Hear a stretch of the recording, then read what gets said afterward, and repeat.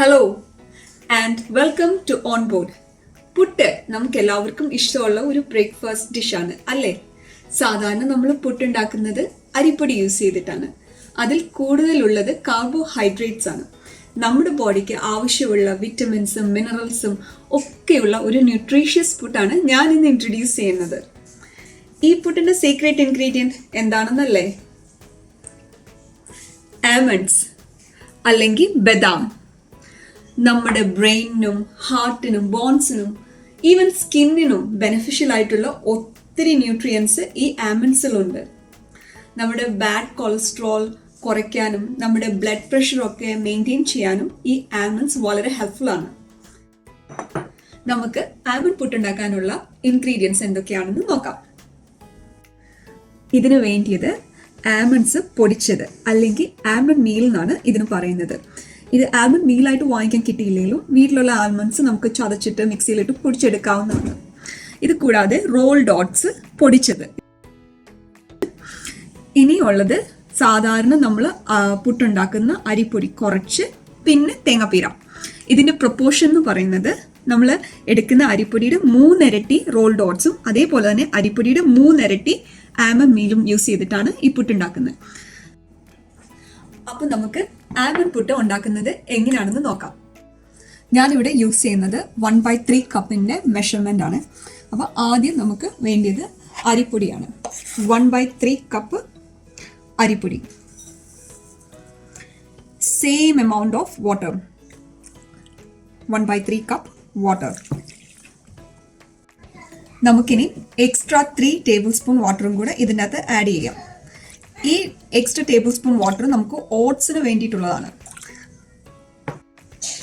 ഇനി നമുക്ക് വേണ്ടത് 1/2 ടീസ്പൂൺ സോൾട്ട് ആണ്. ഇതെല്ലാം ഒന്ന് മിക്സ് ചെയ്തിട്ട് 2 മിനിറ്റത്തേന് വയ്ക്കാം. 2 മിനിറ്റ് കഴിയുമ്പോൾ നമുക്കിതൊന്ന് ഇളക്കിയെടുക്കാം. 2 മിനിറ്റ്സ് ആയി. നമുക്കിനി ഇതൊന്ന് ഫ്ലഫ് അപ്പ് ചെയ്യാം. ആ വാട്ടർ മുഴുവൻ അത് സോക്ക് ചെയ്തെടുത്ത് കഴിഞ്ഞു. ഇനി നമുക്ക് ഇതിനകത്ത് ആഡ് ചെയ്യേണ്ടത് റോൾ ഡോട്ട്സ് ആണ്. 3 കപ്സ് ആണ് ആഡ് ചെയ്യുന്നത്. 1 2 3. ഇനി ഇത് മിക്സ് ചെയ്യാം. ഇതിൻ്റെ അകത്ത് ലംപ്സ് ഒന്നും ഇല്ലാതെ പെട്ടെന്ന് ഇത് മിക്സ് ചെയ്ത് കിട്ടും.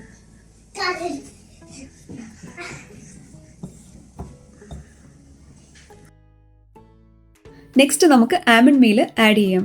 ഞാനിവിടെ 3 സ്കൂപ്പാണ് ആഡ് ചെയ്യുന്നത്. ആൽമണ്ട്സിൻ്റെ അവൈലബിലിറ്റി അനുസരിച്ച് 1 തൊട്ട് 3 സ്കൂപ്പ് വരെ ആഡ് ചെയ്യാവുന്നതാണ്. 1-2 കാര്യങ്ങൾ ശ്രദ്ധിക്കാനുള്ളത്: വെള്ളം എപ്പോഴും അരിപ്പൊടിയിൽ വേണം ആഡ് ചെയ്യാൻ. അത് ഓട്സിലോ ആൽമണ്ട് മീലിലോ ആഡ് ചെയ്യുകയാണെങ്കിൽ അത് പെട്ടെന്ന് കുഴഞ്ഞു പോകുന്നതാണ്.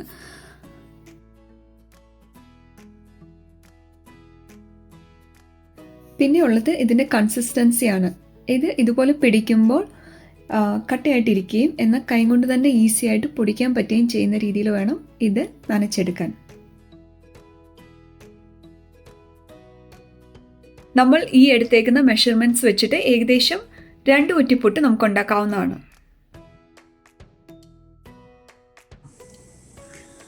പുട്ടിൻ്റെ വെള്ളം തിളച്ചിട്ടുണ്ട്.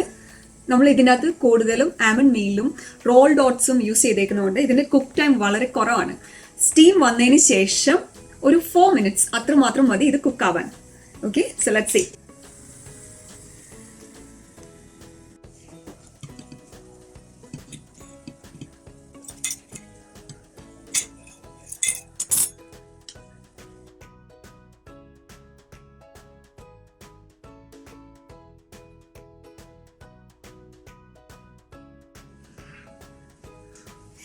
ഇത് എൻ്റെ റെസിപ്പി ആയതുകൊണ്ടല്ല, ഞാൻ കഴിച്ചിട്ടുള്ളതിൽ വെച്ച് ഏറ്റവും ഡെലീഷ്യസ് ആയിട്ടുള്ള പുട്ടാണ്.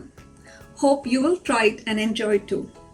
Thanks for watching, and we'll see you in a couple of weeks' time with another easy and healthy recipe. Bye.